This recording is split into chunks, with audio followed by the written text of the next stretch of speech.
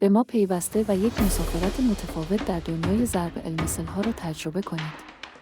ما امروز در مورد شتر سواری که دولا دولا نمیشه صحبت میکنیم. شتر سواری که دولا دولا نمیشه یک ضرب المثل فارسی است که به معنی عدم تسارع است. این ضرب المثل به اهمیت زمان و صبر اشاره میکند. برای بررسی دقیق تر این ضرب المثل بیایید شتر و سوار کردن آن را در نظر بگیریم. شتر دارای حرکت‌های آهسته اما بسیار مؤثر است.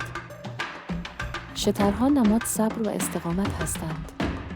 دولا دولا به معنی آهسته و پیوسته است و این مفهوم را تصویر می‌پردازد. این ضرب المثل به ما یادآوری می‌کند که موفقیت زمان می‌برد. اغلب می‌بینیم که موفقیت گاهی اوقات به صبر و پشتکار نیاز دارد. در جامعه ما اغلب فکر می‌کنیم که سرعت و عجله راهی برای موفقیت است. اما این ضرب المثل ما را به یاد عدم تسارع می‌اندازد.